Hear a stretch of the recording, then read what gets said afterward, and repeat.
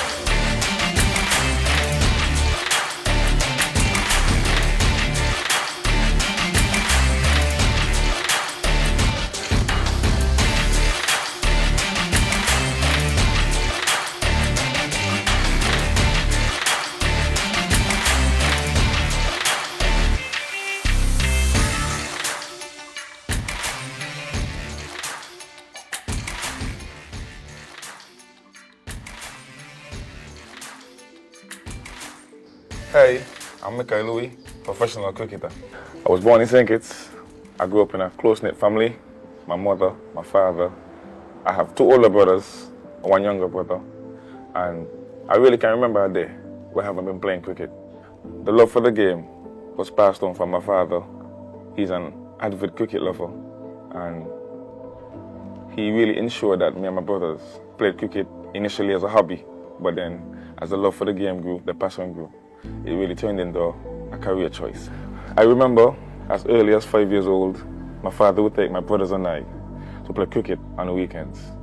As I matured, I started to understand the importance of having a good work ethic and being disciplined as a young man. Because I was selected for the under 13 St. Kitts team, and I progressed into being selected for the junior Leeward Islands teams, under 15, under 17, and under 19. Everything started at home. My dad was the initial influence on my cricketing career. But naturally, as a young man, the competitive nature kicked in. My brothers and I, we competed for the title of being the best cricketer in the household. And this really drove me to be better, not only as a cricketer, but as a young man. The key factors that contributed to my success are very simple. Preparation is the first. Having a good work ethic, being consistent, and being disciplined. I didn't take any rest days, I didn't take any shortcuts. I worked really hard, and I'm just happy that the Lord rewarded me with good performances. On debut, the Leeward Islands versus the West Indies Academy. This was my first professional game, and my older brother Jeremiah, he represented the Leeward Islands, and he presented me my cap, And this was an emotional moment for me. And this is significant because I'm not an emotional fella. So after he presented me the cap, I had to open the batting, and before I went out on the field, I had to go in the bathroom and really wash my face, because I could have just feel my eyes starting to get a little teary. And it was just an emotional moment for me, but a great moment to have experienced. So generally, when I'm preparing, I always like to give 100%. The only difference between me preparing for a tournament and me preparing for a game would be the intensity. Obviously, when you're preparing for a game, you're training with the team, so you have to listen to the coaches, and you may do more teamwork as opposed to personal work. I know my weaknesses, I know my strengths, and for me to improve, you need to understand this. Gym is really vital for me. To be an athlete, you have to be strong, you have to be able to compete at a high level and for long periods. And when I'm doing my skill work, specifics is important. When I say specifics, I'm referring to repetition. So if I'm doing cover drives, I might just do cover drives only for 200 balls, and then I advance maybe to cut shots and then pull shots, and then the famous straight drive that everybody knows me for.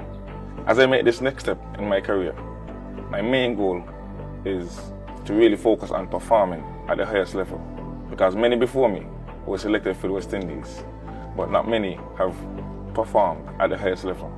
And this is something that I really pride myself on, and something that I'm really aiming for. For young aspiring cricketers and younger people in general, my advice to you is very simple. Believe in yourself and work hard. There's going to be ups and downs, and life is like a roller coaster. You might plan for things to go a certain way, but when things doesn't go your way, don't give up and don't give in. Continue working hard, continue believing in yourself, even if nobody else does.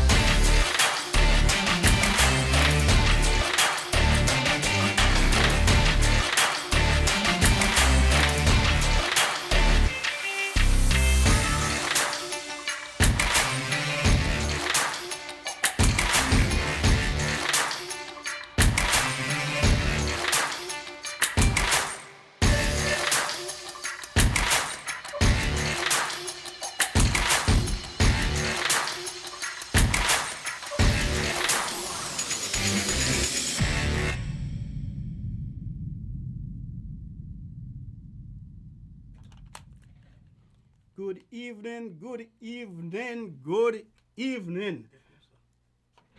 Welcome to another edition of On the Ball here at Win FM 98.9 with your host, Troy Biff Mills. It's a lovely Tuesday here in the Federation of St. Kitts and Nevis, the 9th of July. Gosh, just the other day, June started, now that has ended.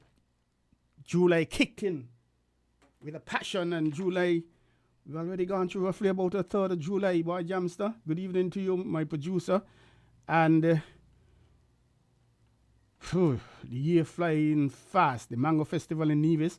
Congratulations to the organizer, Mr. Noah Mills out of SP, where the best be very instrumental in assisting with that program. Congratulations to him and the other organizers for ensuring it was the best to date, the 10th anniversary, and coming on the back of a few challenges, according to a news item I heard with the Premier of Nevis, and even the Prime Minister, Dr. the Honorable Drew.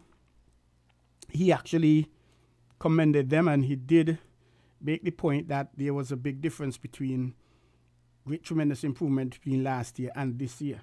So congratulations to Premier Brantley, the Nevis Tourism Authority, and Noah Mills and his crew and staff and volunteers and whoever you were, committee working on that. We say happy birthday to those of you who are celebrating birthdays today.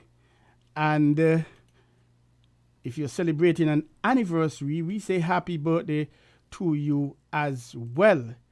And, of course, if you are celebrating between now and the next week, Tuesday, we say happy birthday in advance to you, or happy anniversary in advance to you. And by chance, were you to have celebrated between last week, Thursday, and yesterday, we say happy belated anniversary to you. Happy belated birthday to you. And those who are going through a period of bereavement, we say condolences to you and your family, your friends, associates, and we ask that you be strong and find comfort in the Almighty, and find strength in the many, many pleasurable and enjoyable moments you would have shared with the deceased that you will cherish for forever. And the late Dexter Tyrrell, villager extraordinaire, so to speak, and the Deputy Director of Sports, condolences to him, to his family, the department, and the Ministry of Sports. And Dexter would be laid to rest tomorrow, God's Spear, tomorrow, Wednesday, at the Antioch Baptist Church. And anyone else going through a period of bereavement, condolences to you. But we're going to start the program. Well, we have started the program with some very positive news. It really couldn't have gotten any more positive than that. And before I go any further, my first set of guests are in the studio. These guys right on the dot. The St. Kitts Yacht Association. We're going to be doing an interview with them. And we have Mr. Samuel Spencer coming in the back end of the program. And he's going to be talking about of course, as the chairman of the Leeward Islands selectors and the Leeward Islands teams, etc.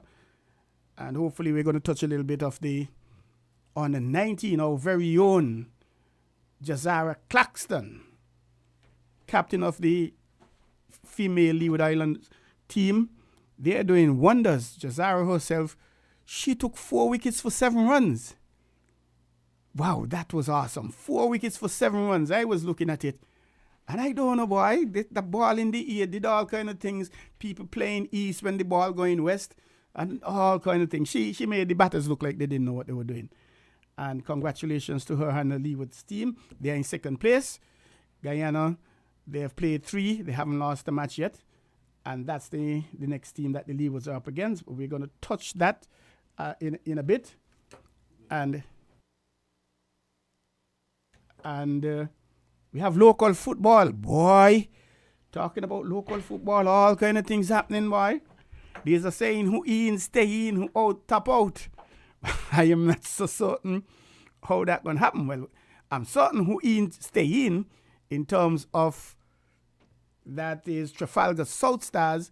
They continue to have a perfect record. And I have to commend them on that. It's, however, not the kind of record you'll want. They've played 16 matches and they've lost all 16. So their trip to the first division has already been booked, sealed, signed, delivered, paid for, and they're traveling first class. And that was determined some time ago. But they are on their way down. So there's a song, not All Lang Syne. The English love it a lot when you're gone in. Well, we'll get back to that. But in terms of the West Indies team, the final 11 has been announced, and that was really tremendous news. People wondering, ifing, hoping, praying, and as much as we felt that he was an automatic first 11 pick, some persons felt otherwise. And we know when you have challenges against you, it's a funny thing. And the captain, Craig Brathwaite, he would have announced the West Indies 11 for the game that's starting tomorrow. And in case you missed it, Craig Brathwaite captain, Alzari Joseph vice captain, Michael Louis, he is going to be opening the batting along with Craig Brathwaite. Kirk McKenzie at 3, Alec Athanase at 4, Cavem Hodge 5, Jason Holder, the all-rounder 6, Joshua the Silver wicket keeper, he's at 7. Then it's going to be Jaden Seals 8, Aljari will bat 9, Godakesh Moti 10, the leg spinner, left arm leg spinner, and Shamar Joseph 11. There's no space for Jeremiah Louis, and though we would have liked him to be there, I don't think it was really practical. It was more emotional on our part, more sentimental as opposed to practical. We felt we would like he would have been in there, but he's not, and he couldn't make it. And to me, this is it's not just a reasonable side. To me, it is a fair side. Now, Shama and Godakesh, they arrived late.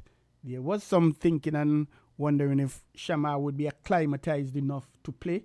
And if he wasn't going to be, then Jerry would have definitely made his debut in this game along with his brother. And so this is historic. Mikhail Louis, he will be the first Kititian to play Test cricket for the West Indies. Could you imagine if it were to be him and his brother both making debut for the West Indies? I don't think that ever happened for the West Indies. I know two brothers played out of Trinidad. Charles, I can't remember their names. But two brothers would have played. I don't think they made the team at the same time. But I suspect Jerry's going to play in one of these games. I have a strong feeling he's going to play, if not the second test match, which starts next week, the third. But we're going to come back to a little more of that. You would have heard the Jeremiah speaking a little bit about how he got in and things like that.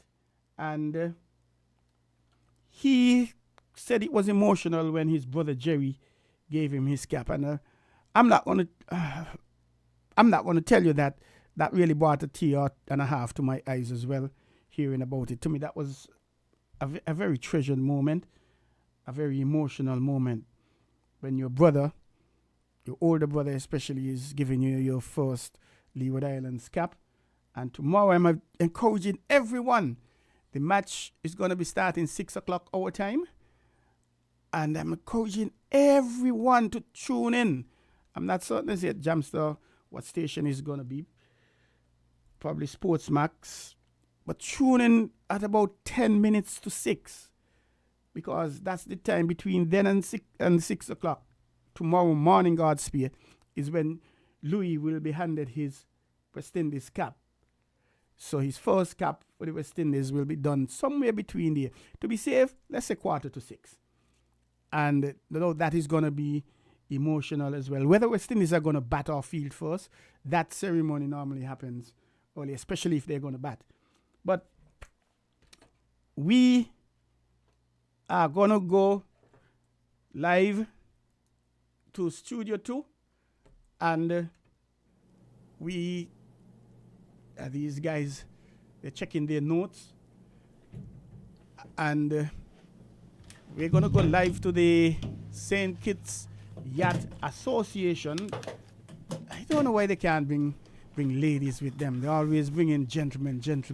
And yes, these guys are kind of handsome, but a lady, a rose between the thorn would be a lot better. Good evening, gentlemen. Good evening. Welcome to On the Ball here at WINNFM 98.9. You are no strangers. Of course, both of you have been here a few times before. Welcome once again. And thank you for having us again this evening. Indeed. And could you please tell us who we are speaking to?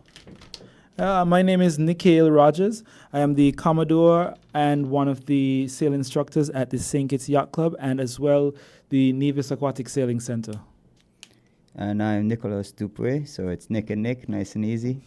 I am the head of the St. Kitts Sailing Association, which is St. Kitts Yacht Club and the Nevis Aquatic Sailing Center. Together makes up the Sailing Association, and also one of the instructors at the St. Kitts Yacht Club and Nevis Aquatic Sailing Center.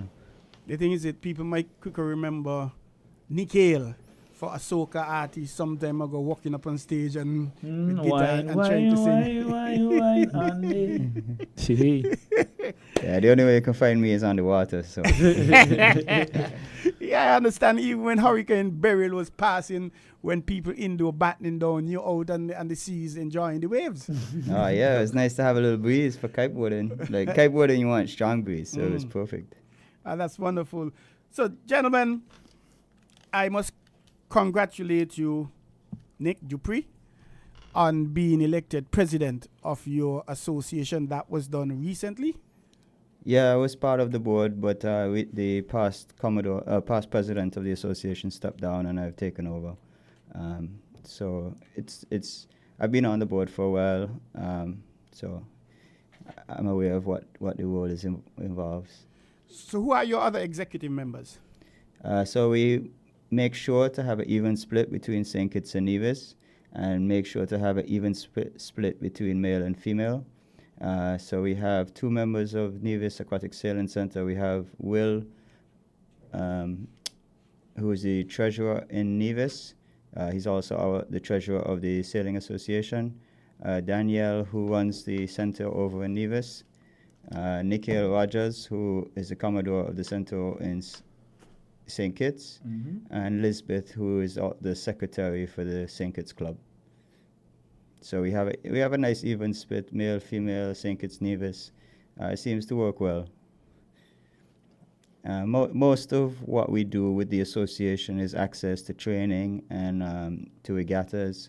So the clubs run themselves, and then this is the stepping stone to take us to a higher level. So it's more of a reflection of the 2 clubs. So it works well. That's wonderful.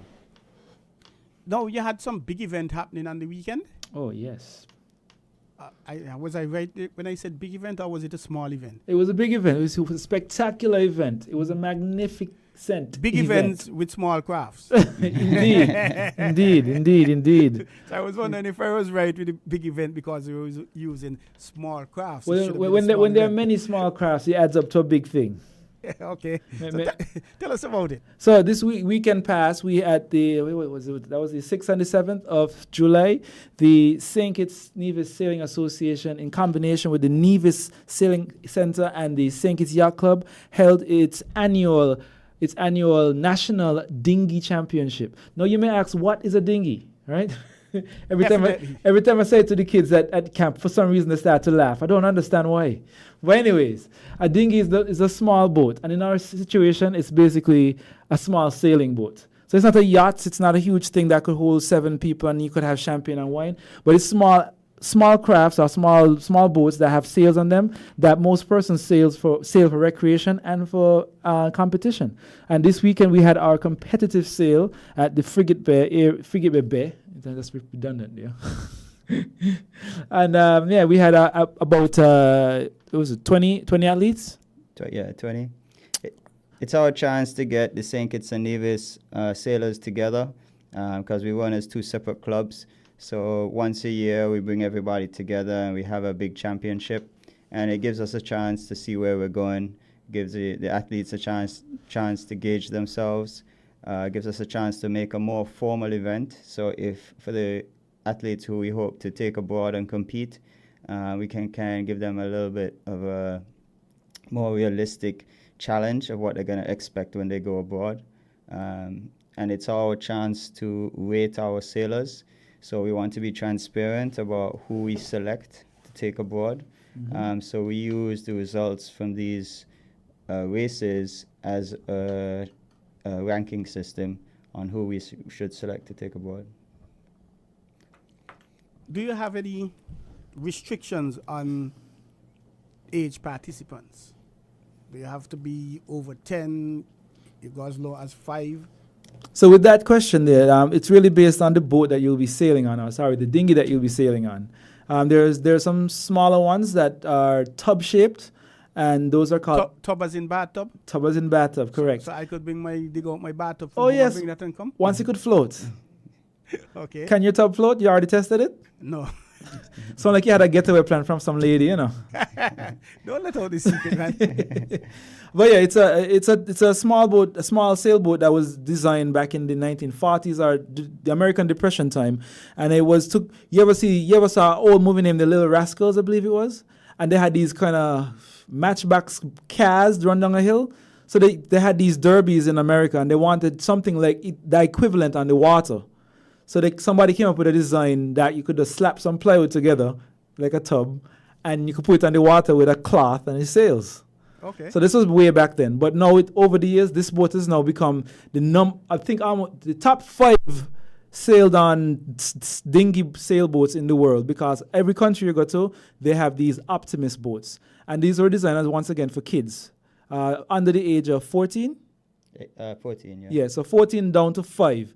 But really and truly, they don't start to get competitive until about 7 years old.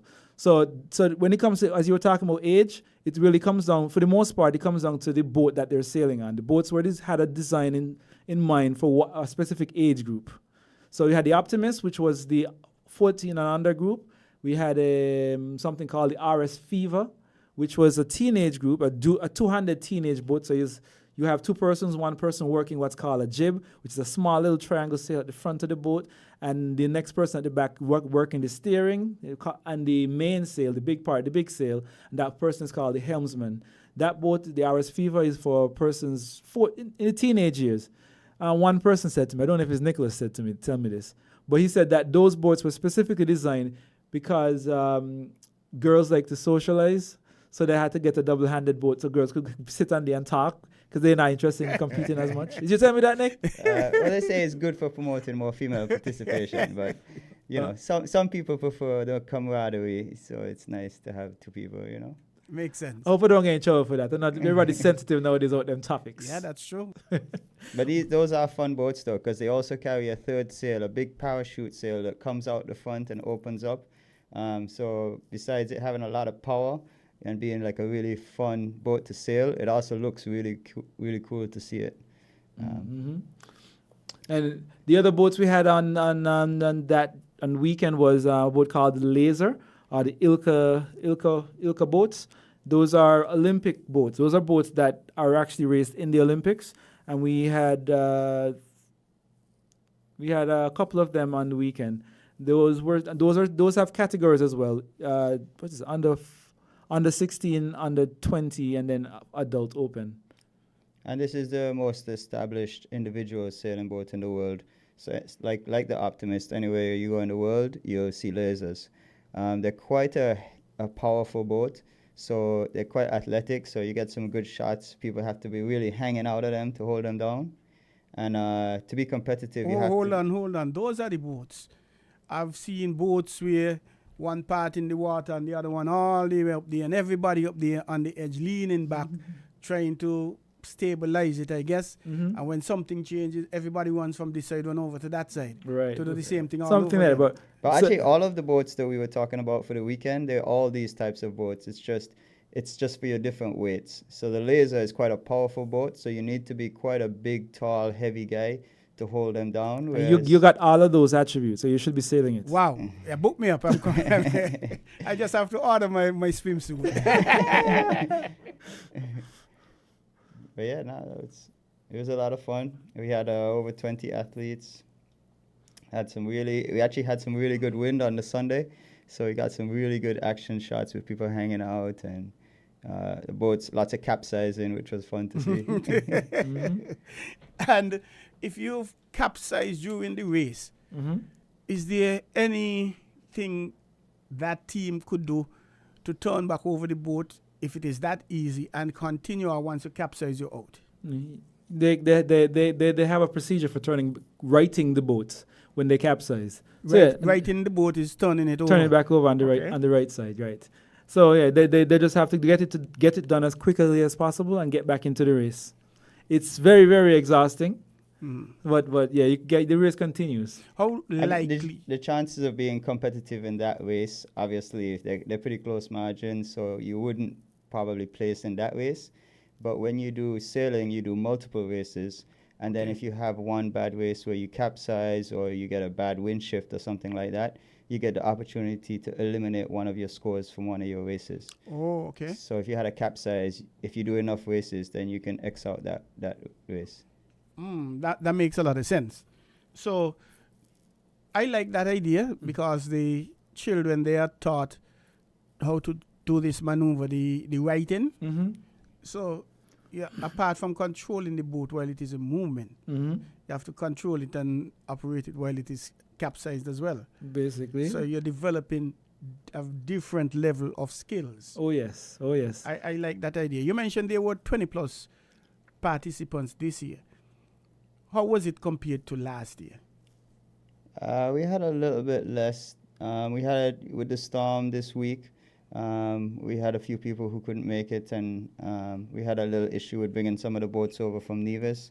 But we had a pretty good turnout.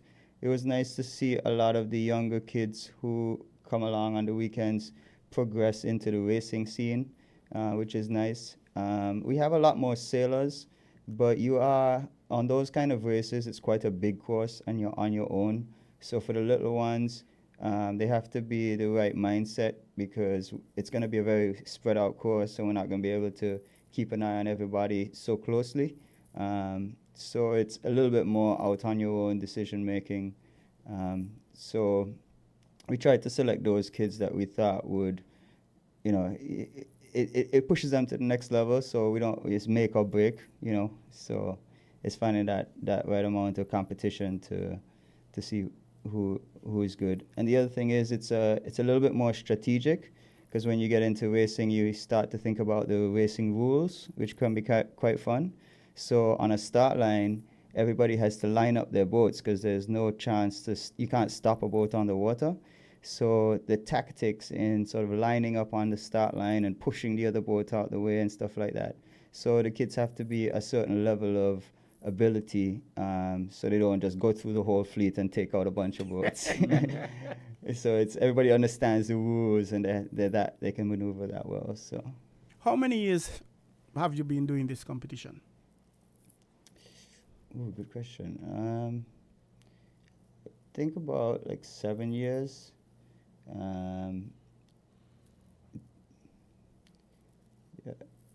Yeah, so we alternate between St. Kitts and Nevis. I'm just trying to think back. I think we've had 2 or 3 in St. Kitts and 2 or 3 in Nevis. And you would not have had any during the COVID time? Did we? I don't recall having Well, you should not have had any because of especially 2020, 2020. the height of it, so to speak. So you're talking about 7, 8 years, looking at 2016, 2017, somewhere in there perhaps. Yeah, I mean, we're still trying to get sailing going in St. Kitts. A lot of people still don't know what sailing is. Don't think that necessarily sailing is something you can go into competition for. So we're just trying to create that competition pathway.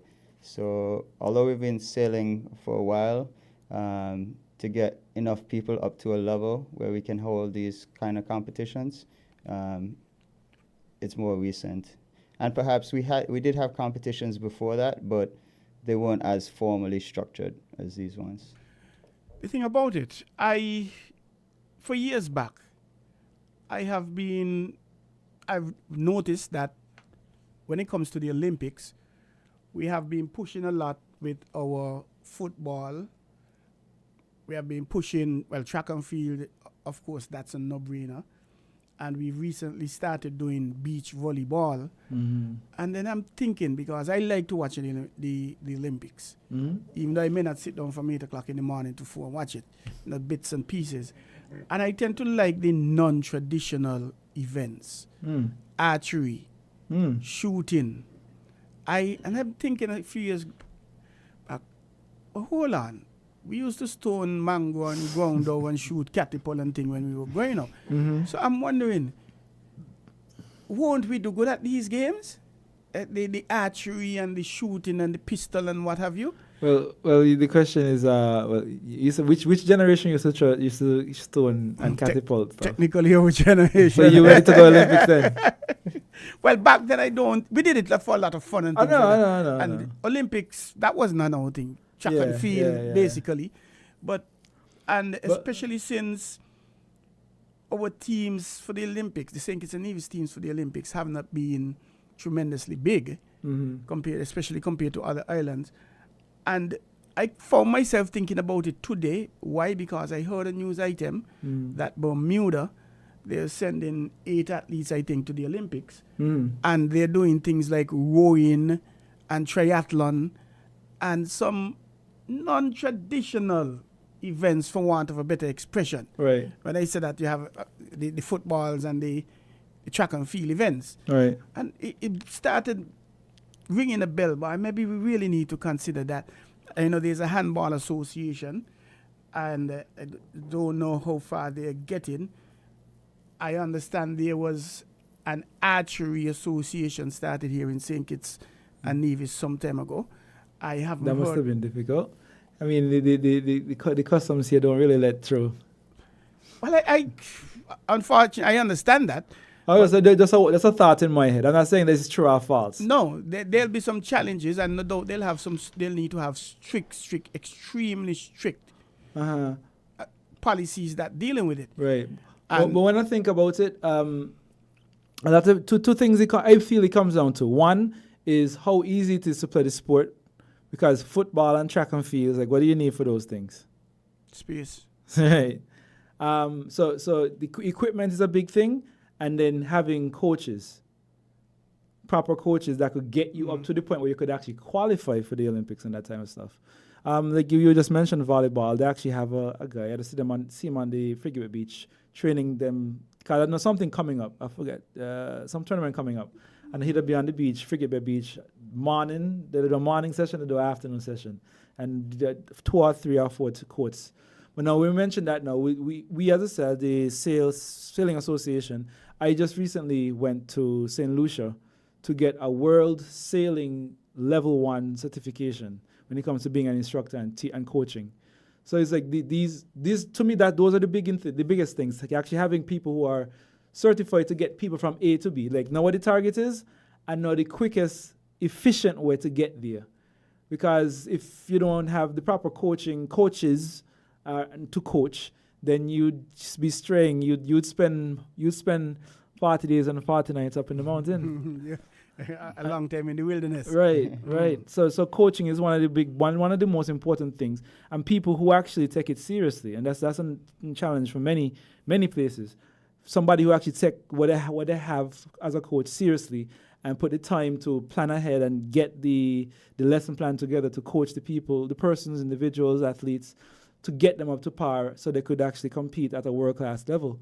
And then one challenge for us, our challenge hurdle, is equipment. Sailing is not a cheap sport. when it comes to having equipment, which is why it's so beneficial to have the clubs that we have, the St. Kitts Yacht Club, the Nevis Sailing Nevis Aquatic Sailing Center, where they could accumulate all these equipment and you get to utilize them for a very, very below price level, that you don't have to go and take some tens of thousands of dollars out of your pocket and buy a boat. You could come and just use it for $50 a week or something of that nature, $50 to $100 a week, and get good coaches. Because Nicholas is also certified. He did a 7 week? Yeah, so there's certain programs where in each sport, there's certain scholarships you can have where if you don't have any sort of a program, they take you away for a period of time. And rather than having to send everybody abroad to train, they try and train one person who can come back and develop a whole national program. So I got lucky enough to go on that training program a few years ago now. So that where you look at all of the different countries and see what it is they're doing, and then pick what program would work best for your country as a way to kind of launch a sport for emerging countries. I mean, sailing isn't really a traditional, you're saying it's not, you're talking about what are the traditional sports. I mean, sailing isn't a traditional sport in St. Kitts, but it is a traditional sport in a lot of other Caribbean islands like Antigua. So, like Nikhil says, it's we don't want to reinvent the wheel. We want to adopt what are the best practices for coaches, so that we can get our athletes up to a level that we can take them to abroad to compete.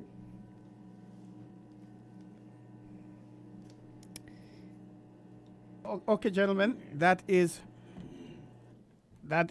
super stuff indeed, and you're right. It's not one of the more popular sports, and indeed coaching, like anything else, because the coaches could make you or break you, teaching you bad technique or teaching you the correct technique. Right. And only to find out after some time you would have been taught the bad technique. To undo all of that, it may very well be problematic. So I understand the need for not only coaches, not only certified coaches, but good coaches as well. Because a good coach, I always say, let's use cricket. The two of you are coaches. Jamster has been doing good in primary school and developing in cricket. And I never chop a stroke yet. If you give me a bat, I take it and I start to play it for a guitar, and I don't know what it is. That's how much I know about cricket. So, you, Nick Dupree, you start to coach Jamster, and you, Nikhil, you start to coach me. Obviously, we are going to advance. But I consider advancement greater if I, who didn't know anything about it, you taught me to get to that level, as opposed to you, Nick, teaching Jamster, who are very good thing and already a good sound base, getting to the same level. And that is how I view a good coach, really. And it is key. And I could even use how important it is for continuous education, because I'm president of the St. Kitts and Nevis Table Tennis Association, and we are going to be having an ITTF member activity, that's what they call it, next month, God's Spear. And the first 5 days will be a level 1 coaching course, and the other 5 days will be talent ID camp, so to speak. And we have this situation, unfortunately and regrettably, with our coaches, that they basically have to start over. And just today I was speaking to one who said he had been on about 2-3 level 1 coaching sessions all over. However, that continuity after, and the problem we find ourselves in, is that our coaches were to be recertified in 2019. But that was never done. Right. So they now have to start over. And we asked, hey, couldn't there be a refresher course and etc.? These guys go on to level 2. But we were told in no uncertain term, no, we have to start from scratch. Even you, if you might have had 5 level 1 sessions already. So we will be starting, And then part of the assessment is, yes, you're given the material, you'll walk through the paces, but you now have to put in 30 hours of coaching, whether in schools, communities, your club as coach, and 5 hours of these have to be supervised. So it's not just you running your plan and you're taking pictures and your records and you're doing it. But some agreed person has to be there to ensure that you are passing on the information, you're following the philosophies and the instructions. You know what you're doing. Right. And to me, it makes sense. And similarly with doctors, once they've gotten their doctorate, the medical doctors, they have to go, my understanding is they have to go wherever, however often, to do refreshers, for want of a better expression. Because new experiments happen and new things are rediscovered or adjusted. New medicines, new processes. Right. So I very much am in full support of coaches. Right. The Football Association, St. Kitts and Nevis Football Association, they are on that drive as well. I am thinking I would have done it a little differently. They have indicated that for you to be a coach in the first division or the Premier Division, you have to be at a CONCACAF level B. That is okay. But then we didn't have how many persons in St. Kitts we had with CONCACAF B, I'm not certain. Right. So they had the season started with persons protesting. Hey, Nick is on the bench for Timbuktu, but Nick doesn't have a B. Right. And the other Nick, he's on the bench for Timbuktu 3, but he ain't got B there. And there was the interesting situation where two clubs are playing, let's say East and West playing, and East is protesting that West doesn't have a certified football coach. But guess what? East didn't have a certified football coach as well. So, but I believe that system should have been, you put the coaching, you qualify the coaching, put the systems in place to have the coaches certified, and then you make your demands.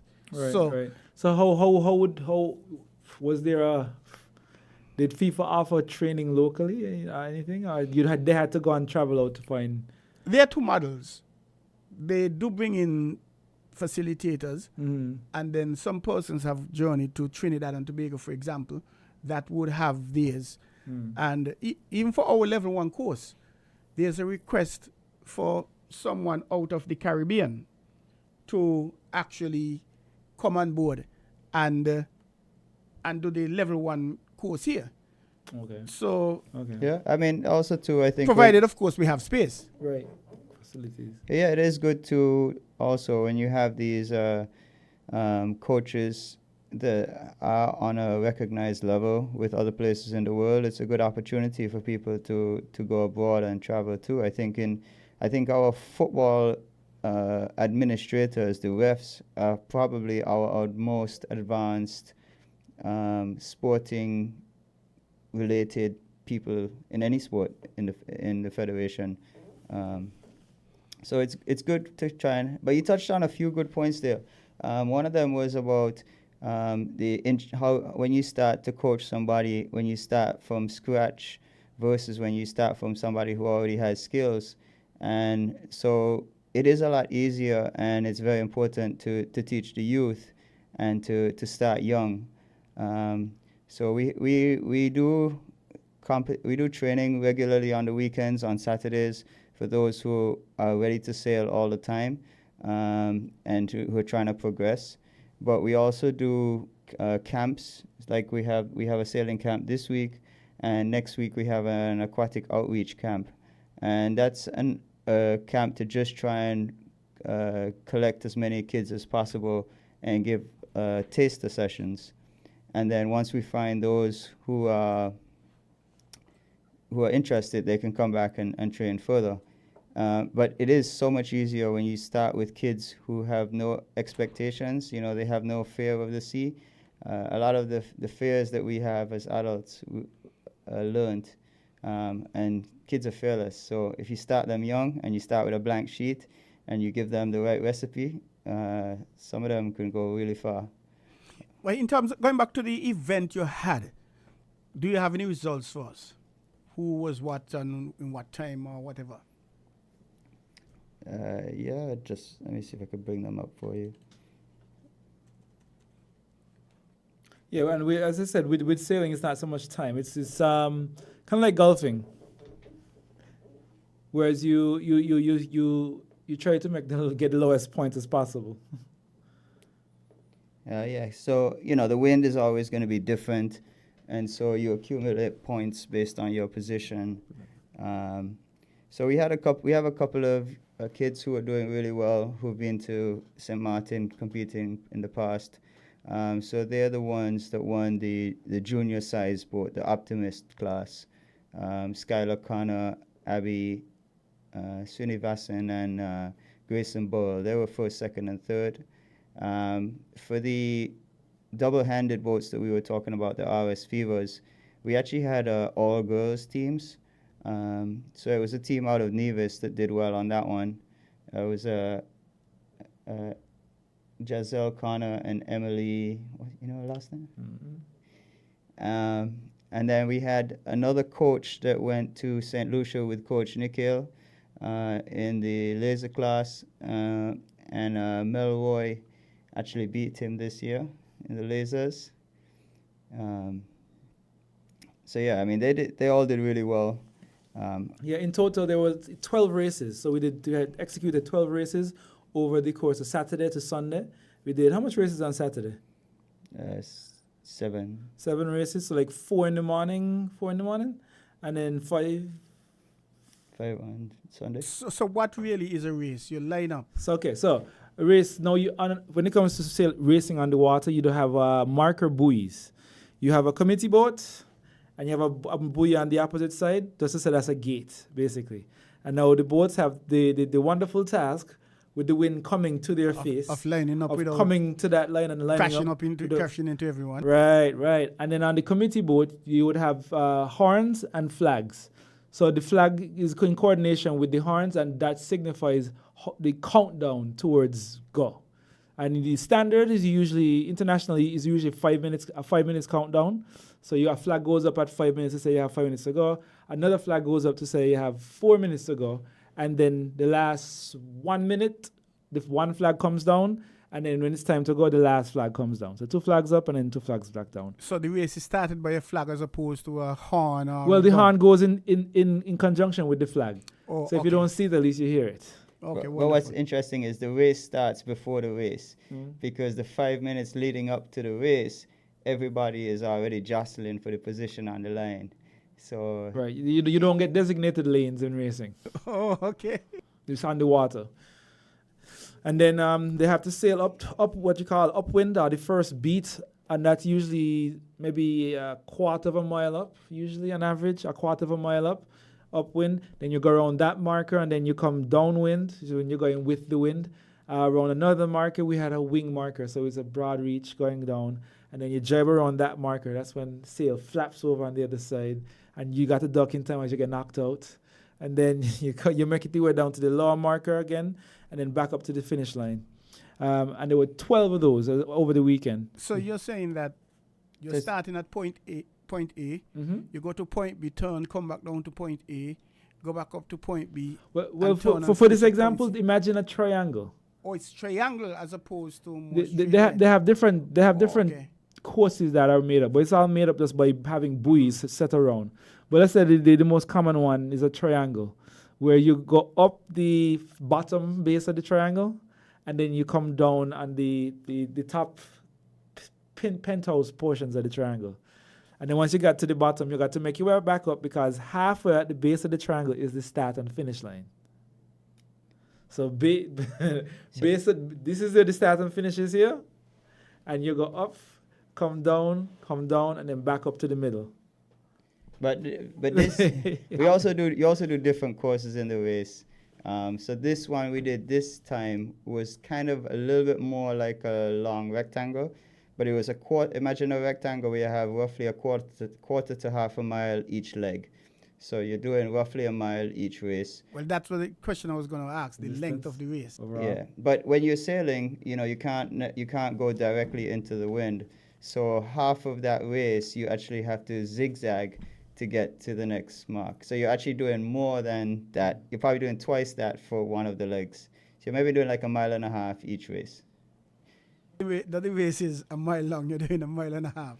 That's interesting, but I could understand because even when I'm looking at the big guys on TV, you see everybody heading so, and all of a sudden you see them shift with the direction and things like that. Right. And to me, that introduces some fun element, especially for the spectators. You see guys heading full speed, and all of a sudden they're doing whatever, and it's like they're almost going reverse, heading to another direction. Yep. Confusing. This was the event this year. What is next for the sailors or these other events, nationally or internationally?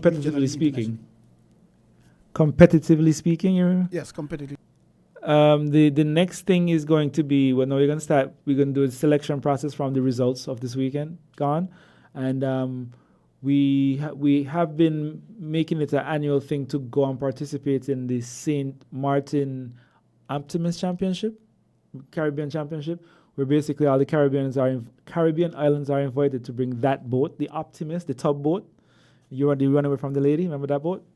And that's usually in November, the end of November. They're also considering something called the Caribbean Dinghy Championship, where once again all the Caribbean islands are invited, and you have all classes of boats, not just the Optimist. You have the Optimist, you have the Laser, you have the double-handed boats as well, and we all come together and compete. Last year that was held in Martinique, and I went and represented. This year they're considering to have it in Puerto Rico, but there's some hold up with that because of the challenge of visa with some people. That is something, the visa situation, and it has been a discussion around football and cricket here in the Leeward Islands, because they're part of the Leeward Islands setup and structure. But all the teams will have to go to Barbados, spend $2,000, $3,000 to get it. Some may get a one entry. Some may not get it for whatever reason. And that's one of the challenges I'm not certain any presidents, football or cricket, of really regional associations have really been able to get their hand on the pulse. Right. I am often wondering if there can't be a waiver system, for want of a better expression. These guys are coming, and they come in, we take their passports, and they're under, well, I don't want to use the word tight security, but for want of a better expression, those without a visa, well, their actions are somewhat limited per se. You guys have your visa, you all could go out and party or whatever, go on shopping, but I don't have my visa. So my movements are limited from point A to point B, etc., etc. I would expect if you allow a waiver, there will be some limitations, some restriction. But the important thing is to get you to St. Thomas or St. Croix in Puerto Rico to play. Right. But it's going to be a challenge. Yeah, it is a challenge, a big challenge that. Yeah. And honestly, the best solution is basically if it's a Caribbean event, keep it in we always say as countries, CARICOM countries. Traditional Caribbean. But actually, too, if you for sailing, if you go to Antigua or Saint Martin or the French Islands, Martinique, Guadeloupe, you have some very high-level competition, just regionally. In the French Islands, Martinique and Guadeloupe are part of France. So the French national team comes down to Martinique to train, and actually they bring maybe 5 or 6 other European countries come down and train. So just going regionally, you can get quite high-level competition. Yeah. I really think that we as Caribbean people actually don't. Most persons have very limited understanding and experience with other Caribbean islands and the cultures and the abilities and the skill sets. We're very hyper-focused on the U.S. Most of us, most people. Like, you're aware of them, you know them, you know the culture, you know the slang, you know what they're capable, you know what they win, you know what they lose. But then when you come to your own neighborhood, it's like, I don't know. But apart from the competition and the thing, you have a camp going on currently. I understand you want to talk a little bit about that, please? Sure. Yeah, so we have 30 kids this week. This week is more focused on sailing, which is primarily what we do. But we do some other activities supporting. So we do some swimming, some marine biology. The Coast Guard came today and they gave a talk about how to use VHFs, like walkie-talkies for boats, how to do some chart plotting. So if you wanted to plot a course to St. Martin, how you would use a compass and sail through the night, stuff like that. Other activities we have later in the week. We're having Red Cross come and do a presentation as well. Marine biologists coming and do a presentation as well. What is it? Rescue services, I think we might have as well. Yeah. So the different things. So the primary focus is teaching these kids how to sail and bettering their abilities. However, as a little icing on the cake, we have all these additional things to come along with the nice fluffy cake that we are already serving up. How long is the camp? The camp is 1 week, so it started Monday. The sailing camp is 1 week, started Monday, finishes on Friday. And we have an aquatic camp that's going to start next week, Monday to Friday. Once again, it's for kids from 5 years old up to 17. The aquatic camp is is less focus on sailing and more taster on everything. So you're getting a taster how to swim. Oh yeah, we have swimming as well. A taste on how to swim, a taste on marine biology, turtle conservation, sailing. We also do like kayaking and paddleboarding. It's just really to kind of help get a water culture, get people comfortable in the water that they can consider all these other things that maybe they don't think about. Mm-hmm. Mm-hmm. You mentioned kayaking. I think that is a big event in the Olympics. They single kayak, right. kayak four. Yeah, they got rowing. Rowing is another one. It's separate. And I know. But rowing is more of a lake sport, I think. I think that's a flat water. Yeah. And I know there's a tradition between Oxford and Cambridge that goes back 200 and something, 300 years or whatever the case. Every year they have this rowing competition between the two universities. And they take this serious. Serious politics. But you mentioned the point that is more for lake as opposed to the seawater element of it. And but gentlemen, how could persons contact you all if I'm interested in having my 3 children and the 2 that are on their way to attend your program? You could check us on Instagram or Facebook and send us a message there. Or you could email us at skyc@gmail.com. We also, you can just look up the St. Kitts Yacht Club. We have the St. Kitts Yacht Club website. You can find us on Facebook or Instagram. That's for the St. Kitts side. For the Nevis side, you can look up the Nevis Aquatic Sailing Center. So if you want to come along and see the program and have a chat with us, we're located at Frigate Bay Beach. We only go there when we have events, so give us a call first. You can feel free to reach out to us and call us directly to either one of us coaches. My name is Nick. You can call me 765-4246. You can come down to Frigate Bay and have a look at the kids sailing on the water and see if it's something you might be interested in. Sorry, look at the kids sailing and see if it's something that they might be interested in doing. Or if someone like you say on the water, when you say on the water, okay, I'm there wondering, well, why that's interesting, why? Well, gentlemen, what about your sponsors? Who have been working with you? But Budget Marine is one. In the past, we've had sponsorship from Tropical Shipping, the Ross Scuba Club also sponsor us. We probably the National Olympic Committee is one of our biggest sponsors. They help us with competition-related events and training.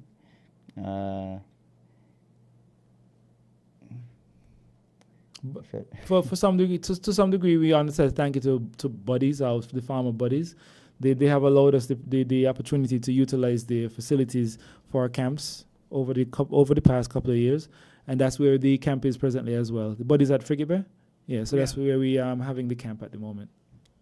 Yeah, gentlemen, it has been indeed a pleasure having you in with us again, and I could imagine how excited you guys are because I'm not part of the program. I'm just a sports journalist, and I am very excited and I'm enthused about it. And like I say, so enthused that I'll probably need to sign up my 3 children and the 2 on the way. Have them sign up to be a part of the program. Yeah, somehow I'm always fascinated with water and water sports and things like that. I remember a few years ago they used to have boat racing in Sandy Point, and they do have it on Easter Monday. Right. And you stand up, you watch boats go all the way until you can't see them, and then you're there watching, and then you see them appear after a certain time again. And water polo, I like a bad water polo. Yeah. But you are doing a wonderful job when it comes to the aquatics, the swimming, the sailing, the boating, what have you, the tubs, the dinghies. And I do encourage you, gentlemen, to continue it, and wish you all the best. And of course, you'll be invited back to be with us at some time in the near future. Fabulous. Looking forward to that. Thank you for having us. It's been a pleasure. And all are welcome to come get on the water with us. All right. Thanks a lot, Mr. Nick. I really appreciate it. Nick and Nick, or Nick squared, is it? Nicholas Dupre and Nikhil Rogers. And it was indeed a pleasure having you folks here. And we look forward to have you again at some point in the future. You're listening to On the Ball here at WINNFM 98.9. I am Troy Biff Mills, your host, and we've been speaking to Mr. Nick Dupre, the president of the St. Kitts Sailing Association, and Mr. Nikhil Rogers, the Commodore. Remember the Commodores? Commodore. Lionel Richie. Commodore. Missing my Jerry curls.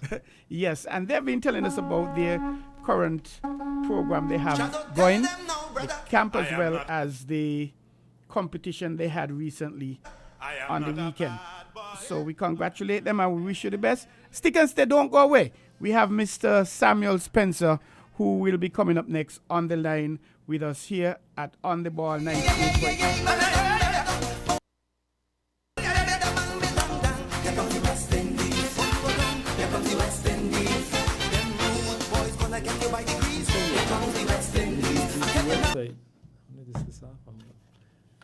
I'm not a bad boy, but I cannot help it. No, tell them again. I said I can't help it. Hey, yeah, yeah, yeah, yeah, yeah, yeah, yeah, yeah, yeah, yeah, yeah, yeah, yeah, yeah, yeah, yeah. Here comes the West Indies. Here comes the West Indies. Them rude boys gonna get you by degrees. Here comes the West Indies. I tell you now. Here comes the West Indies. Here comes the West Indies. Them bad boy gonna bring you to your knees. Here comes the West Indies. Well, the England had a dream. It was a mighty scheme. They devised a game by which they could always rule. They could always rule. So when they finished with their felonies, right through the colonies. Well, this game called cricket was the ace in the hand, but today they're back in the school. And I tell you now, here comes the West Indies. Here comes the West Indies. Them rude boys gonna take it.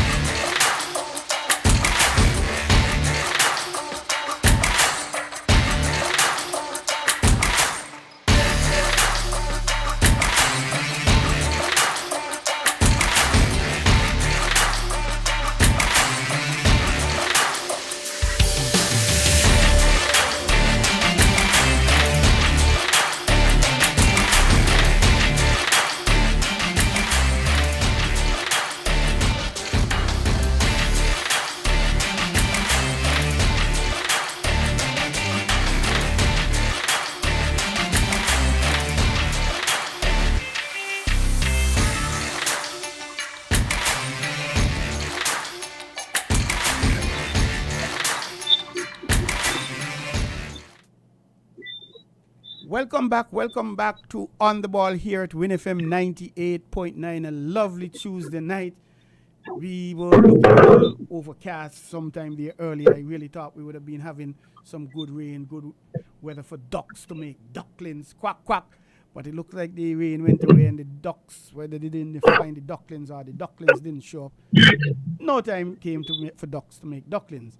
But we're talking sports here on WinFM 98.9 On the Ball. I'm Troy Biff Mills. And again, I encourage you in the corporate community to come on out and sponsor the program to ensure that it continues.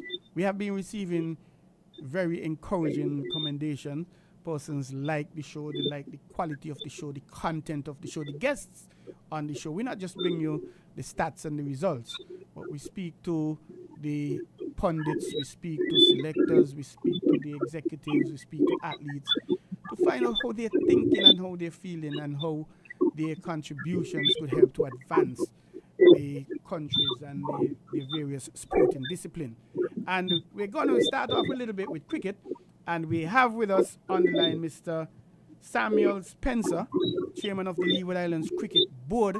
And he is, I dare say, a household name right now because I think apart from me, he has been on the program the second most jamster. So we say good evening, Sam. How are you? Welcome to On the Ball here at WinFM 98.9.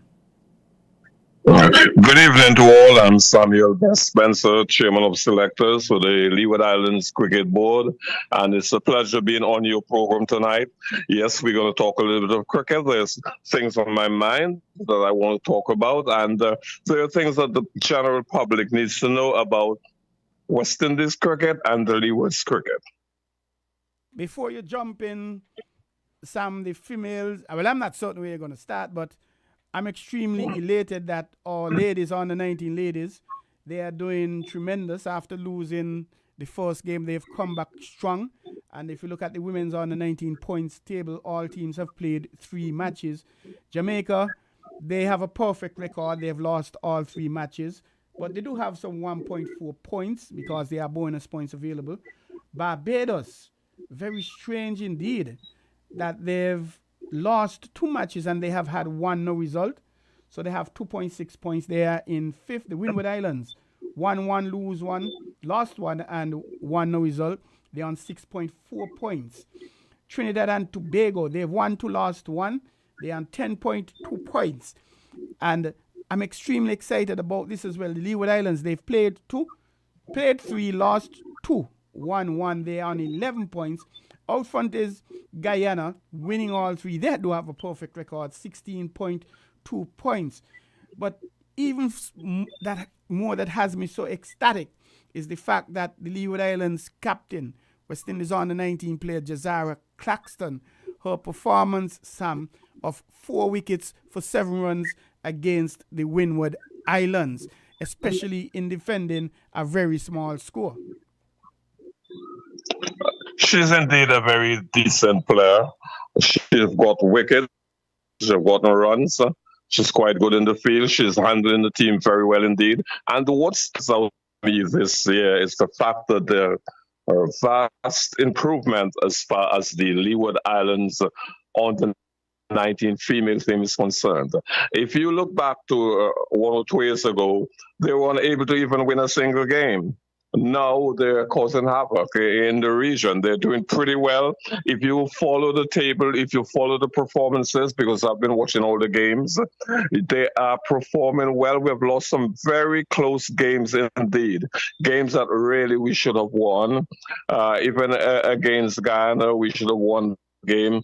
Trinidad, we were very close to winning. But it's cricket, and what is very important to me is that our young ladies are showing vast improvement, and in time to come, we're going to be forced to be reckoned with in West Indies cricket. And also, we will have some of our players on the world stage. Indeed, Sam. And, well, you did point it out, our female cricket product in the Leeward Islands, it is, I'll dare say, still in its infancy stages. We have just started a few years back, all levels, junior levels and the senior levels. But the positive about it, there have been improvements as baby steps as they may be, there are some positive strides happening, and the longest journey begins with the first step. Most certainly, and we do look at our young players, having watched the games. It's just a matter of them understanding the processes related to the games a little more. They could have done better, I think, if they were, let's say, in tune with, on the field situations. But in time to come, they will learn. I know the coaches are working pretty hard with them to ensure that they understand the game of cricket. And it's not that they lack the ability. It's a case where they need to play more cricket. And this will happen in time. I know that I had some conversations with the president of Leeward Islands. He's very high on where Leeward Islands cricket should go on the next 2 years or so. And I'm just hoping that we will get the support of the public, the support of corporate citizens and so forth. And we can drive Leeward's cricket to where we want it to be. Not only the females, but the males, especially our young on the 15s, on the 17s, and on the 19s, because they're the ones I'm pretty much sure that are going to really be the spark, the driving force behind Leeward's cricket and the West Indies cricket. And if we are to slip over from the female to the men, the under 19 males, that tournament, it should have started in St. Vincent. However, it had to be pushed back because of Hurricane Beryl, and it is scheduled to start just about now as well. Yes, that will kick off on Thursday, I think. And instead of 3 days, I think they have decided now to play 2-day tournaments. It's unfortunate because, we have no control over the weather situation, and it deprives the youngsters of playing as much cricket as they possibly could play. But should the tournament come off successfully, we've got to thank God for it. We have no control over the elements. We just want good cricket from the youngsters. And I'm pretty much sure that our young Leeward Islanders will put up a good show against the other territories. The important thing for us as it relates to our cricket is to ensure that we give the kind of support that is necessary to the board, to the various territories, and to Leewards on a whole. That is the only possible way we're going to strengthen West Indies cricket. Yes, indeed, Sam. And I think this tournament, I was very much impressed with the under 15 tournament that was held a few months ago, and the under 19 coming up. And I think it's a good progression. Under 15, and for example, Lashon Borgan, he would have played his last year in the under 15 tournament this year, but he's a member of the Leeward Islands under 17 tournament. And from the under 17, you graduate to the under 19 tournament. So I think that is a good progression as you go from male and female, of course. And we're also looking at the possibilities of having a under 23. I, for one, in discussions with people in the territories, are encouraging them to find enough people to play cricket, find enough youngsters, find enough people between the age of 13 and 30 to play cricket in their territories, press their governments for the resources, press their corporate citizens. Some of us can dip into our pockets and help also, very important, because the cricket is one of the things that bring our people together. It unites us. It makes us happy when we hear a Leeward Islander perform, and I will just divert into that just a little bit to speak about the Louis brothers, who have performed admirably in the West Indies tournament and are now sitting in England ready to play Test cricket. As a matter of fact, the West Indies have selected the 11 that will play in the match starting tomorrow morning, 6 a.m. And it is so pleasing to know that Michael Louis will open the batting for West Indies. It is a joy to Leeward Islanders and especially to folks from the Federation of St. Kitts and Nevis, and more so to myself as a selector. I am very proud of these two young men who have made it into the West Indies team, and I'm looking for great things from them. We would like to wish Michael well tomorrow. The weather in England is not conducive to good cricket. It's a pretty cold day. It's been raining. As a matter of fact, if the game should have started today, I don't think they would have gotten any play at all. I do hope that tomorrow condition will improve immensely. You know, the weather changes very swiftly in England. For those of us who have traveled there and know what it's all about. But I'm just hoping that not only Louis do well, but the entire West Indies team, indeed. We do hope that do happen, and we will all be able to sing his praises. And don't get me wrong, if he fails, we have to support him. But we're not looking for him to fail. We're looking for him to perform pretty well. It's his first test match. There will be some nerves, I know, but we all have to encourage this youngster. He has immense talent, and it's just a proud moment for us here in the Leewards. Maybe it's a good thing, Sam, that match is played in England as opposed to the West Indies, because he is going into that match, in my view, with a lot of pressure on him from various reasons, and the pressure of expectation of a people, of a country, of St. Kitts and Nevis. He would have known that in 96 years of Test cricket in the West Indies, we have never ever produced a Test player. And as the Lord would have it, in 2 weeks, or 3 weeks as it were, we produced 2 players to the West Indies team. Now our dream of having a Test player will be realized, hopefully God spare, in a matter of, that's what, 8 hours? 10 hours? 6 a.m. in the morning? Yeah, approximately. And so that pressure approximately of him 9.5 not wanting hours. to fail for his personal sake, and for him knowing the challenges for Kittitians to make that team, and also the expectations of the people of the Federation of St. Kitts and Nevis at home and abroad. And I might dare add, I understand the tickets have been sold out for some time, because there are some persons here in St. Kitts, I know they were thinking about getting a charter to go to the game, the games as it were, at least this one, but I understand that they were having some challenges getting tickets. But that doesn't prevent, as we just say, 1 whole load or 1 ton load of Kittitians and Nevisians living in England going to the game. A lot of West Indians are going to be there. So there's that added pressure as well. I know he will get the support that is needed. I can tell you this, there are lots of people who will support the young man because of his achievements.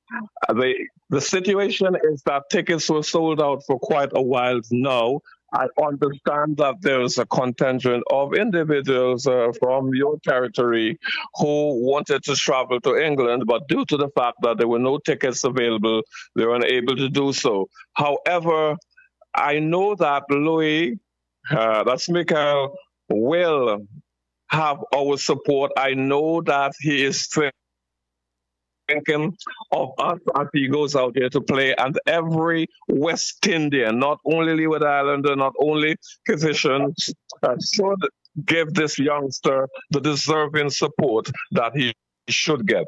The man, as I keep saying, is a fine gentleman, and I believe he's going to serve West Indies cricket very well indeed. Also, his brother is a good friend of mine also. I just respect these young men very much because of what they put into their game, and they're getting the results from what they put into the game, and I hope that others will emulate them. These guys are examples, true examples of what cricketers should be, what Leeward Island cricketers should be, and St. Kitts Nevis, St. Kitts in particular, should be very proud of these gentlemen for what they're doing and their achievements so far. But looking at the West Indies team with Craig Brathwaite and Michael opening the batting, it's obvious that Michael would normally be the aggressor given the batsmanship of the captain. I'm sure that our number 3 batsman, would come out and play with some aggression too. I have some concern about what is proposed to be the batting order, because I believe that there should be a split between our number 3 and number 4. And we should have Hodge batting at 4 instead of having the other left-hander going in at 4. Then you would allow for the situation where Athens would bat at 5, having the Silver at 6, Holder at 7, and I say that tongue-in-cheek because that's a spot that I honestly think that Jerry could have filled for the West Indies. And then you have Moti, Alzari, Joseph, the other Joseph, and the Seals. Now, they are called for St. Clair to be in the team, but looking at the composition of the team, given what they've already selected and what is there, I have no bones with it because they're already selected and they're there. And for the structure of the 11, given what it is, I just feel that they just need to make one adjustment, in my opinion, as far as the batting order is concerned. That seems prudent, what you're saying. At the start of the program, I indicated, I think this is a reasonable team. And there would have been a lot of expectation for Jerry to be making his debut as well. I think the toss-up was between Jerry and Seals would have played in England just before the tour, and he had some good performances. The thing about it is Jerry, an all-rounder, and he has proven himself in the regional, just concluded for the tournament. He would have had 2 or 3 40s. It would have been nice if he had turned them into half centuries, because 49 and 50, there's a very, very, very big difference between the two of them. 50 is a half century, 49 is not.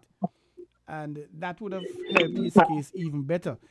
And I can't help but feel how comfortable I am with the batting strength of the West Indies team. And Lara somewhat hinted at that in an interview, because Holder, no disrespect to him, batting at 6 and the wicketkeeper batting at 7. And that lends itself to the traditional 4 bowlers at the end.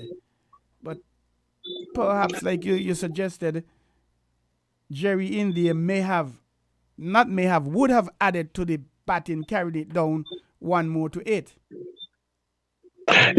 Yeah, but my concern here, though, is the fact that, okay, we have players like Holder who have stepped away from the West Indies test team, so to speak, and now find pleasure to come back and play in our test team. Well, a man has the right to make decisions as to his career and so forth. But I would have thought, honestly, that if we were in the rebuilding process and we're going through that totally and having a player in the caliber of Jerry, that we would have definitely looked away from people like Holder and Roach, as I did mention maybe months ago on this very show, and look at what we did in Australia in terms of our youngsters and stick to the youngsters. There is only one issue with Jerry that I spoke with him about, and you rightfully raised that point. He's a good enough batsman to score centuries in our regional tournament. I think, him batting at 7 for the Leewards is a good position because he can bat at 7 in a West Indies team. We all know he's pretty good with the new ball. He moved opening batsman in the top orders very easily, and he comes back later, with the old ball and does his thing normally. But his time will come, I'm pretty much sure, and he's going to prove himself. People may say that it sounds like a bias towards Leeward Island players or so. It's not, because I support West Indies cricket, I support West Indies players, and I supported the move made by Desmond Haynes when he sent that young squad to Australia. Many people have heard me said that even before a single ball was bowled in Australia, because obviously, if we have young players who are eager, anxious to play cricket for the West Indies, they're going to give of their very best. And we saw what happened in Australia. And I'm not saying we're going to have a repeat of that in England, because it's going to be a tough series there. The batsmen have to get acclimatized to the situation. Last year, it was a bit warmer in England this time than it is right now. But I do believe the anxiety of the players to perform, they're going to give us of their best. And we just have to wish every single player that is selected, the very best, and bring out a good victory for West Indies. As we are on cricket, I just would like to touch one particular burning issue that I do have. And, I'm the person who speaks my mind, irrespective of the situation. The fact is, we have franchise cricket in the West Indies. We have the CPL, we have the Falcons in Antigua, we have the St. Kitts Patriots. I am concerned about representation on those teams. Yes, Antigua has about 4 or 5 individuals who are representing the Falcons. But when I look at St. Kitts Nevis, who are there in that team that's representing St. Kitts Nevis as a player in the Patriots? We call it the Patriots. Are they patriotic in putting their players into a Patriots team? I looked at a young fellow called Clark, Jaleel Clark.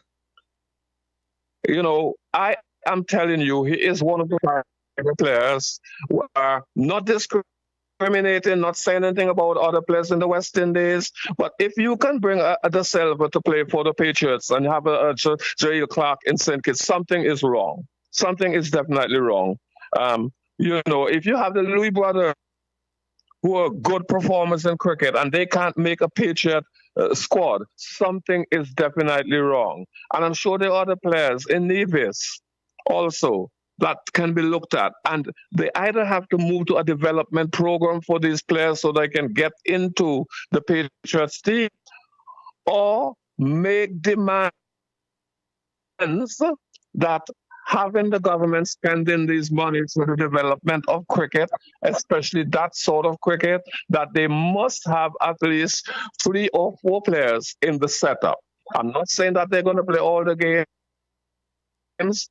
or things like that, but at least I know, looking at what they have, they must be able to find players from the territories that are able to play for St. Kitts Nevis Patriots.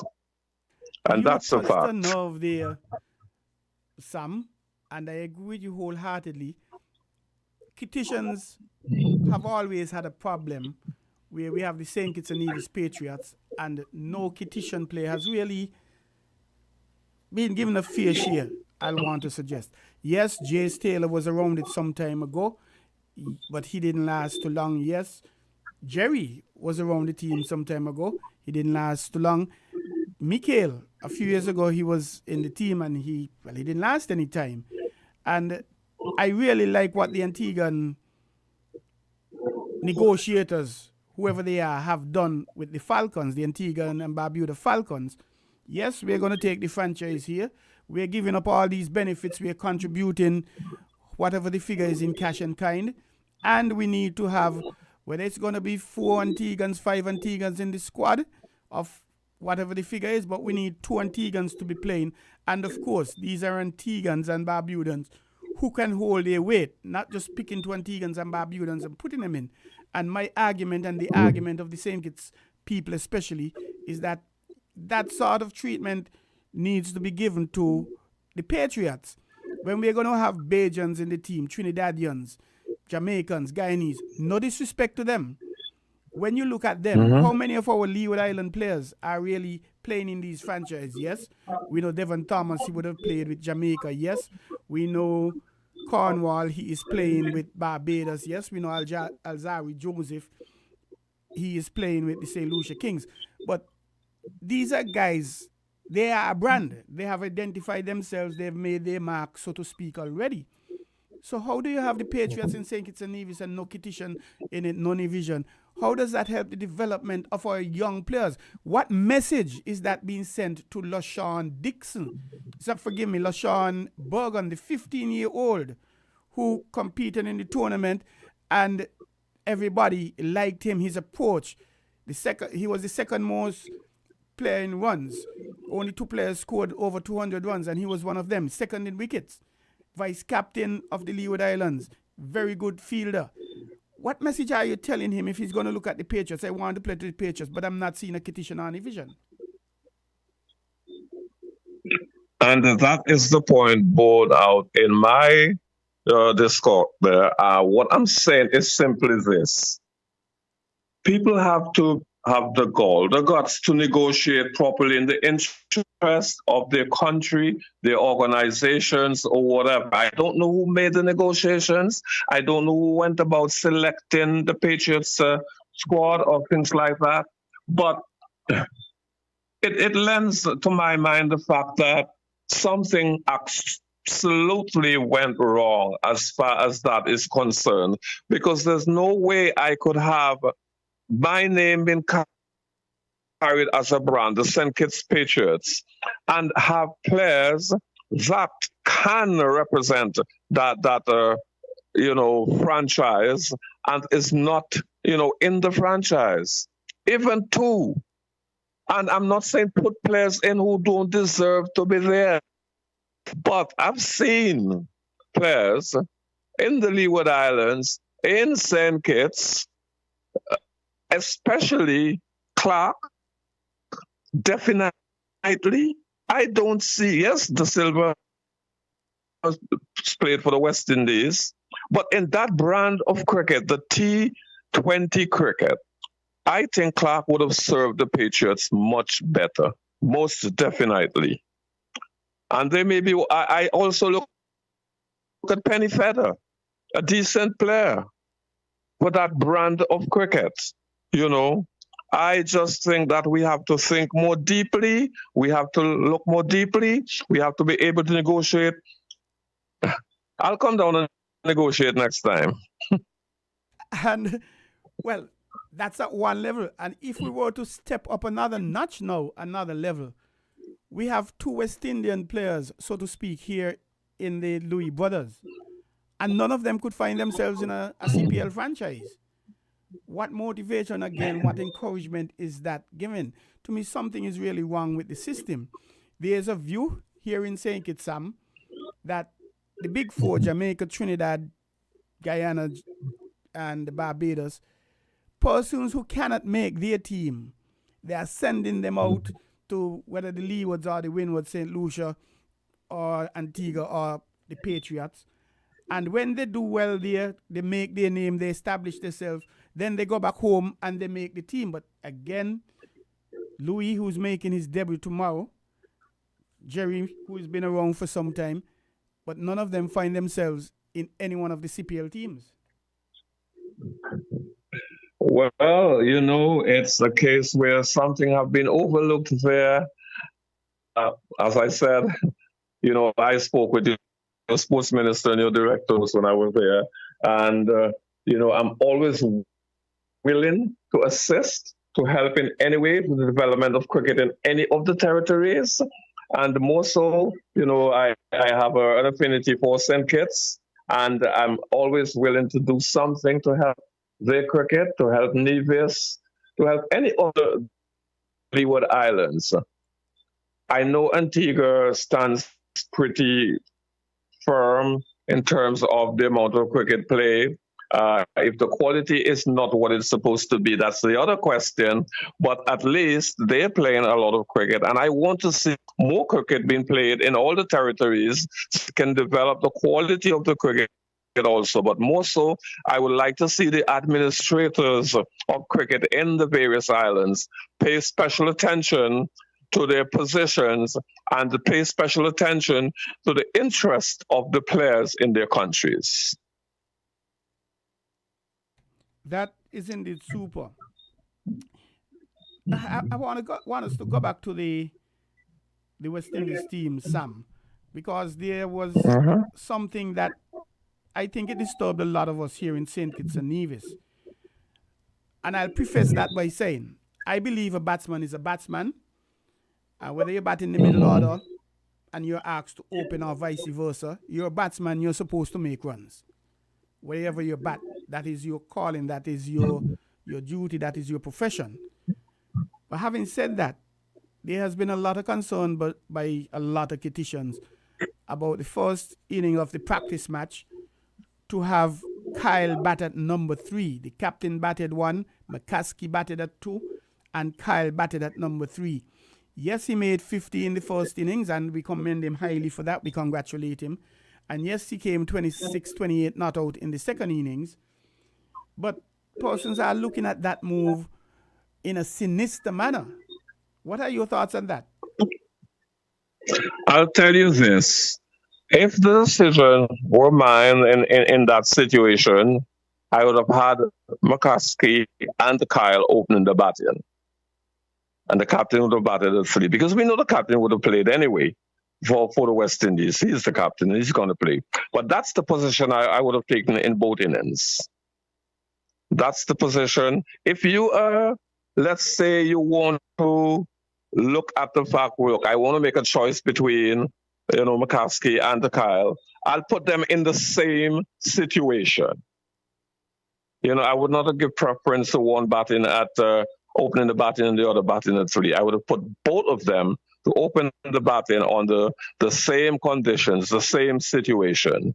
But however, I would have known, drawing from what have happened in the Caribbean, and with all fairness, to McCaskey and Kyle, obviously Kyle should have and would have been the first choice to open the batting with the captain, as is done at the moment. And so definitely, now that's, dirt under the rug right now as far as I'm concerned. Because I'm telling you this, Kyle is going to go there and he's going to perform pretty well and he's going to make everybody in the West Indies proud. This is not always about the territories that you're from, but we know what have served us over the years. We know the kind of treatment given to players from the smaller territories. In some instances, I think there are 1 or 2 players who got into the West Indies team very easily from the smaller territories, and that is true. If we're fair, we would say that. But for the most part, there are players from the larger territories who have gotten in very, very, very easily, ahead of players who have performed admirably from the smaller islands. Things are changing a bit now, for which I'm happy. There are changes that are coming, in West Indies cricket, and there should be the fairness of selection, irrespective of where you're from, because a selector integrity is at stake. Every time you select a team, and you must go out there. You may not get it 100% all the time, but if you can get, you pick 15 players and 13 or 14 of those 15 players are, what the public, because the public is a cricketing public who understands cricket, and they will know when you do something cynical. And hence, I'm saying that, as you did mention in the terms of Kyle, I would put it the way some people may have put it. Maybe they were setting him up to see if he would fail because he would score runs. But then it is his duty to make runs because he's selected as an opening batsman. Indeed, I agree with you completely, Sam. Before you run away, you are currently the chairman of the Leeward Islands Selectors Committee. We know that Dr. Haynes, Desmond Haynes, has come to the end of his tenure as the chairman of the West Indies selectors. And we know the contracts for two others, they would have expired and they hadn't been renewed a few months ago. So obviously the West Indies, Cricket West Indies are now going to be seeking a new selection panel, in my view. In previous discussions you and I would have had, I've told you in private and I've mentioned it on here, I really like the way you think as a selector. I like the way you reason. And I did tell you, I see you becoming a West Indies selector at some point down the road. How I just didn't know. But with all of this now, I'm beginning to wonder, I'm optimistic that you may very well be a West Indies selector in the next round. What are your thoughts? I am willing to serve West Indies cricket at any level as long as it is a position that I know I can handle. And being a selector is not always an easy job. But I would say that in all fairness, and in all honesty myself, I believe I possess the capability to do so. And I listen out for a call, at any point to serve.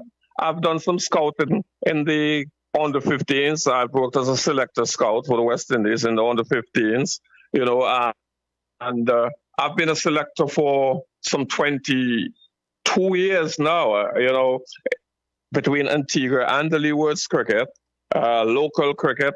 I've been in every space of cricket. I've been a player, I've been an umpire, I've been a manager. I even did the match referee course, So I've done commentary. I think I'm fully schooled as far as cricket is concerned. And my being a chairman of selectors for the Leewards, I think have prepared me to move on to the other level of being a selector in West Indies cricket. So I am looking forward, to a position of that nature. I do believe that I have an eye for detail as it comes to cricket. I've been following the game since 1965, so you can understand the depth of my ability assessment. So not tooting my own horn, but it's been said by many people around the territories. And here in Antigua, there's one renowned former West Indies youth player, former Leeward Islands player, who always say to me, you know more cricket than most people in the West Indies, and I take that, as a compliment coming from someone like him. And he always feels just like you do that one day I will reach the pinnacle of West Indies selection. And I'll be the first to congratulate you in advance, Sam, because I see it coming. It's going to happen when I'm not certain. I would like it to be this year. And I definitely think it will be. And I congratulate you on that. And would you have any final words before you slip away, Sam? Yes, I'd like to say thanks to the family of Michael and Jerry Louis for producing such a wonderful children, for giving the Leewards and West Indies such fine cricketers. And I'd like to say to the people of the Caribbean, the people of the West Indies, let us rally around the West Indies. Let us give special support to our youngsters, to our new players. If they are not very successful, don't call them down.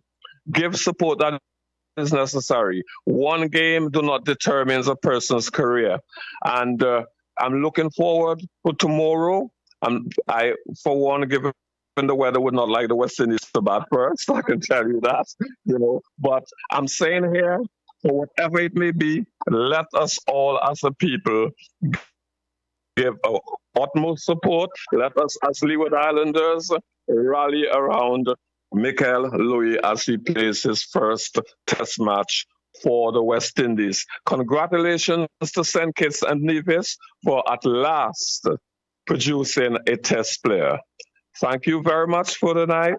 And to everyone who is supporters of cricket, please remember, it's a game, we say, of glorious uncertainties. But the certainty here for us and the joy for us tonight is the fact that Michael Louis will be playing for the West Indies tomorrow. Thank you. Thank you very much indeed, Sam, for again availing yourself to be here with us and the program and enlightening us and enriching us. And we appreciate the fact that you're a very frank man and always call it like you see it. A spade is a spade, which is how life should be. And we thank you for the work you've been doing for Leeward's cricket and ultimately West Indies cricket. And we extend best wishes to you in the future, especially filling one of those spots as the West Indies selector. Thank you very much indeed, and a fine program. Continue on your program. I hope that, some corporate citizen in St. Kitts Nevis will come forward to sponsor the program. This is a program that deserves a good, full sponsorship. Thank you for the good work you're doing, and the people of St. Kitts Nevis should be very proud of you indeed. Thank you very much, Sam, and have a good evening. You're listening to On the Ball here at Win FM 98.9. Boy, could you imagine how time flies when you're having fun? Because we have just like 5, 6, 7 minutes. Or is that 15 minutes, Jamster, my producer? Why, Jamster, watch me bad, boy. Jamster, watch me like, boy, your head good, boy, you're crazy, we ain't got so much. But, ladies and gentlemen, it's definite. Kyle will become St. Kitts and Nevis, St. Kitts' first test player. We have a few minutes to go. If you would want to call in 4660989 and extend best wishes to him. And if you do so, we ask you to be extremely brief. We really appreciate that. And while we wait your call, and we could go to other things. We could go to football. We could go to track and field. And let's hear from an interview that would have been conducted with Kyle. To get to this point? Well, it's been a long journey. I worked really hard leading up to this. Obviously, I'm elated. I'm happy to be here. I'm excited to go out there and perform tomorrow. You've had a terrific first-class season, put the runs on the board. Do you feel confident that you can continue that form going into your test debut? Well, what worked for me in the first-class season was my work ethic. I was training really hard and I wasn't leaving anything to chance. I was putting in a lot of effort in the gym, in practice, and I'm doing the same thing here, so I'm hoping for the same results. And first St. Kitts test cricketer as well, that must be a proud moment. Yeah, the Kittitian people, they're really happy. They've reached out to me on numerous occasions. They feel really proud that I've been selected, and I'm just hoping to go out there and perform and, represent the country well. Well, Philip has told me that your mom is one of the biggest supporters of West Indies cricket. So you can imagine how she is at this particular moment. Can you tell me what contribution she's made to your cricketing career as an inspiration? And then she's here in England to watch you play your first test.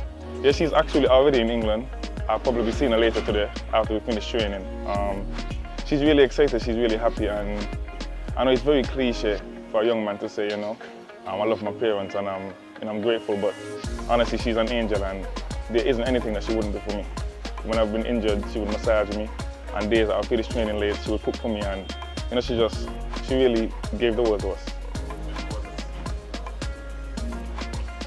Oh yeah, and Craig has put sort of marker on you. He said that his advice to you is not just to play, but aspire to being a huge success, make 30 test centuries.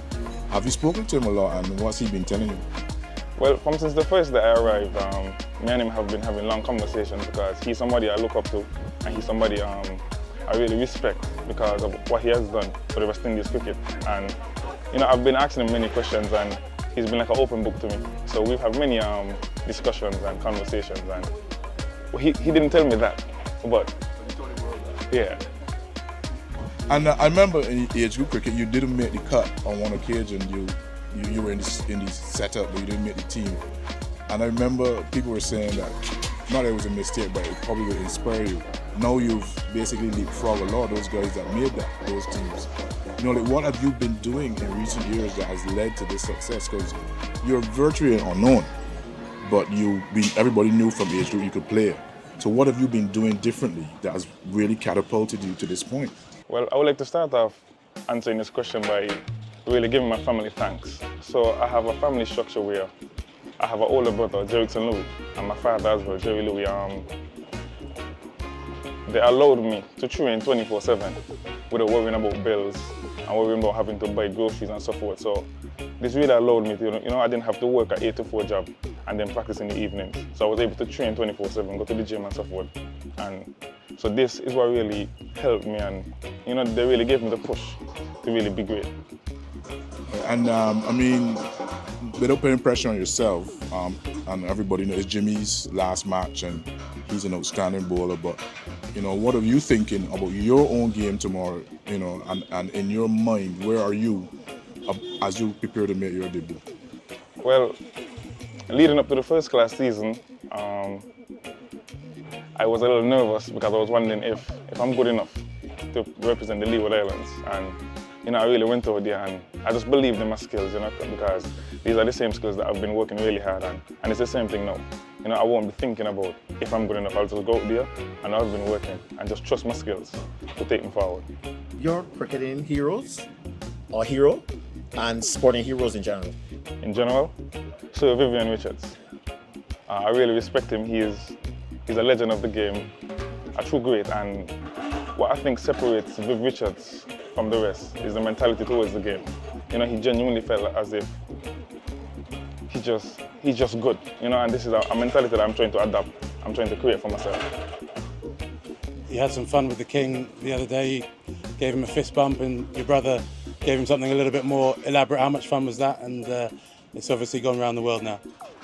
Yeah, it's made its circles on social media, and I really wasn't expecting that amount of traction, but it was good fun. It was a great experience for me, from somebody who a year ago I was helping on my parents, selling bananas and on the farm and so forth, to meeting the King now. So that was really great for me. But the King, he was in good spirits. I was a little shocked that he was such a jovial person, and that was good for me.